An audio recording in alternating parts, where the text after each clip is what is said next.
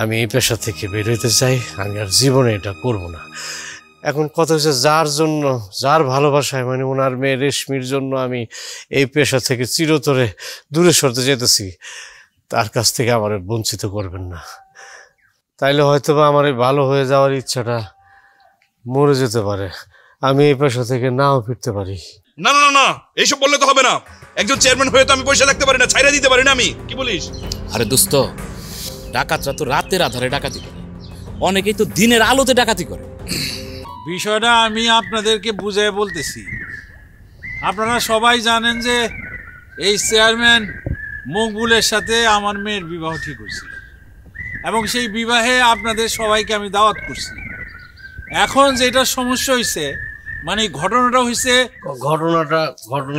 ঘটনাটা আমি আপনাদেরকে বলতেছি। আরে তুমি এখানে আইছো কেন? আমার কিছু কথা আছে যেগুলি আমি বলতে চাই। আসলে এগুলি যদি আমি আপনাদেরকে খোলামেলাভাবে না বলি, তাহলে এইসব বিষয় নিয়ে ভবিষ্যতে আমার এবং অনেকেরই অনেক সমস্যা। কি বলতে চাও তুমি? বলো। যে আমার নাম হলো মানিক। আমার নাম হয়তোবা সবাই শুনে থাকবেন, মানিক ডাকাত। মানিক ডাকাত হিসাবে আমার সবাই চিনে। কি তুমি মানিক ডাকাত? চাচা, আপনাকে দেখলে সব সময় শ্রদ্ধায় আমার মাথা নিচু হয়ে যায়। আর আপনি কিনা একজন ডাকাতের সাথে আপনার মেয়ের বিয়ে ঠিক করছেন? ছি ছি ছি ছি ছি। কিন্তু আমি চেয়ারম্যান হয়ে তো বসে থাকতে পারি না। আমি অবশ্যই থানায় ইনফর্ম করব, পুলিশকে জানাবো আমি। আরে বাবা, এতগুলি লোকের সামনে থেকে তোর পলায় যেতে পারবো না। ও কি ঘটনা, ও যা বলতেছে আমরা কথাটা শুনি। জি জি, আমি একটু কথা বলি। বলো। আমি ডাকাত ছিলাম, এটা সত্য, কিন্তু আপনার মেয়ে আমারে বুঝাই দিছে যে শুধু ডাকাত হিসাবে আমার পরিচয় হইতে পারে না। আমি তো মানুষ, আমার সমাজ আছে, আমার পরিবার তো আছে। আমি কারো স্বামী হইতে পারি, কারো ভাই হইতে পারি, কারো বাবা হতে পারি।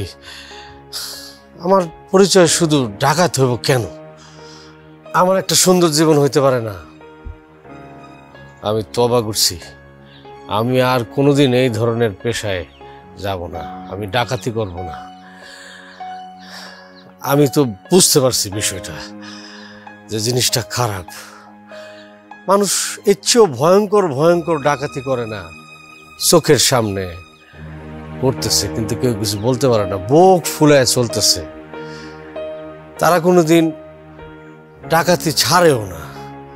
আমার মতো হয়তো বা এই ধরনের ডাকাতি করে না, মানুষের, সমাজের, দেশের ভয়ঙ্কর ভয়ঙ্কর ডাকাতি করতেছে, সম্পদ লুট করতেছে। তাদের তো লজ্জা হয় না, তারা কোনোদিন ক্ষমাও যায় না, তাদের বোধোদয় হয় না। সেই হিসাবে আমি একদম ক্ষুদ্র ডাকাত। আমার তো বোধোদয় হয়েছে যে জিনিসটা ভালো না, আমি খারাপ কাজ করছি। আমি এই পেশা থেকে বের হইতে চাই। আমি আর জীবনে এটা করব না। এখন কথা হচ্ছে যার জন্য, যার ভালোবাসায়, মানে ওনার মেয়ে রেশমির জন্য আমি এই পেশা থেকে চিরতরে দূরে সরতে যেতেছি, তার কাছ থেকে আমার বঞ্চিত করবেন না।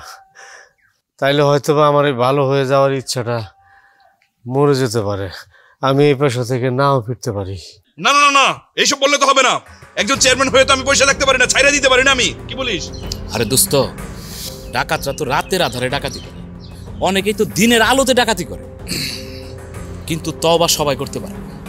সে তার ভুল বুঝতে পারছে আর তওবা করতেছে। সে একটা লোক তওবা করে ভালো হইতে চাইতেছে।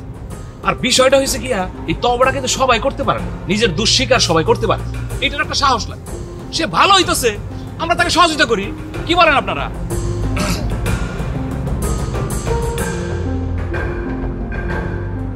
আমারে ক্ষমা করে দিয়েন। আমি যে আগে অন্যায় কাজ করছি এই জন্য আমি লজ্জিত। আমারে ক্ষমা করে দিয়েন। ক্ষমা চাইলে তো আল্লাহ ক্ষমা করে দেয়, আপনারা করবেন না।